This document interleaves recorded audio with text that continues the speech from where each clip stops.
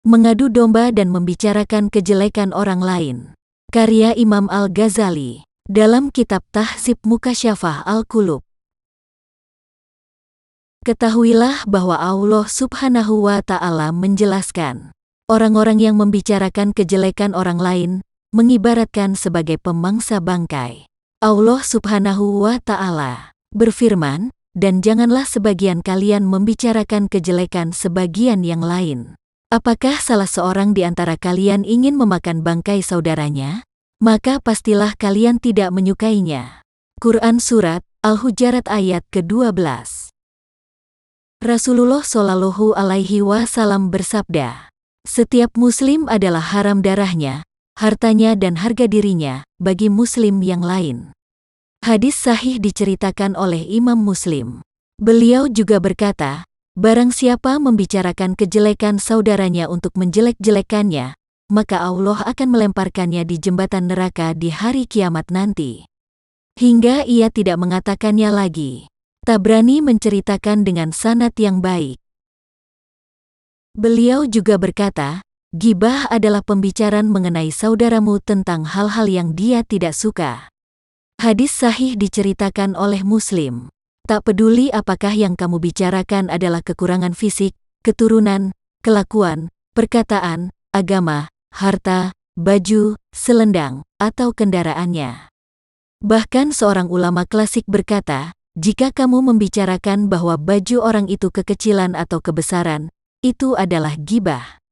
Lalu bagaimana dengan pembicaraan tentang kekurangan fisik dan kelemahan dirinya? Dikisahkan ada seorang perempuan pendek datang kepada Rasulullah Shallallahu Alaihi Wasallam. Ketika perempuan itu pulang, Aisyah radhiyallahu anha berkata, pendek sekali wanita itu. Rasulullah berkata, kamu telah melakukan ghibah kepadanya, wahai Aisyah. Hadis sahih diriwayatkan Abu Daud dan Tirmidzi. Rasulullah juga berkata, manusia yang paling jelek di hari kiamat nanti adalah tukang mengadu domba, yang memiliki wajah lain di sini dan wajah lain di sana. Hadis sahih diceritakan oleh Bukhari, Muslim dan Malik. Masih kata Rasulullah Shallallahu Alaihi Wasallam, barang siapa yang memiliki berwajah dua di dunia, nanti di hari kiamat akan memiliki dua lidah dari api neraka. Hadis sahih diceritakan oleh Abu Daud dan Ibnu Hibban. Ada hadis lain yang mengatakan, tidak akan masuk surga orang yang suka mengadu domba. Hadis sahih diceritakan oleh Bukhari, Muslim, Abu Daud dan Tirmidzi. Diceritakan dari Amru bin Dinar, ada seorang lelaki Madinah yang memiliki saudara perempuan di pinggiran kota. Suatu ketika saudara perempuannya jatuh sakit, lelaki itu datang untuk menjenguknya. Sang adik perempuan akhirnya meninggal. Lelaki itu melaksanakan semua prosesi pemakaman dan mengusung jenazahnya ke kuburan. Setelah semuanya selesai, ia kembali menemui keluarganya. Tapi lelaki itu kemudian berkata bahwa barangnya hilang di kuburan. Ia meminta tolong kepada dua orang untuk mencarinya. Mereka datang ke sekitar kuburan dan mencarinya. Lelaki itu akhirnya menemukan kembali barangnya. Tapi temannya berkata, sebentar. Aku ingin tahu keadaan perempuan itu. Kuburan itu dibuka sedikit. Ternyata, ada api yang menyala-nyala dari kuburan itu. Lelaki itu segera pulang dan berkata kepada ibunya, katakan kepadaku, apa yang telah dilakukan adikku selama ini? Ibunya berkata, adikmu itu selalu bertamu dan berkunjung ke tetangga untuk mendengarkan gosip. Kemudian ia mulai membicarakannya dan mengadu domba. Lelaki itu sadar, inilah penyebab dari siksa kubur adiknya. Maka, siapapun yang ingin selamat dari siksa kubur, maka berhati-hatilah dari mengadu domba dan membicarakan kejelekan orang lain. Abu Hafs Al-Kabir berkata, lebih baik aku tidak hidup hingga Ramadan depan daripada harus membicarakan kejelekan orang lain. Lanjutnya, barang siapa yang membicarakan seorang faqih, di hari kiamat nanti akan tertulis di dahinya orang ini putus asa dari rahmat Allah. Anas bin Malik radhiyallahu anhu menceritakan, Rasulullah berkata, pada malam Isra, aku melihat sekelompok orang yang mencakar wajahnya dengan kuku mereka sambil memakan bangkai. Aku bertanya kepada Jibril, siapa mereka? Mereka adalah orang-orang yang memakan daging manusia di muka bumi. Hadis sahih diceritakan oleh Abu Daud. Hasan radhiyallahu anhu berkata, demi Allah, membicarakan kejelekan orang lain lebih cepat menggerogoti agama seseorang daripada bakteri yang menjalar di tubuh manusia.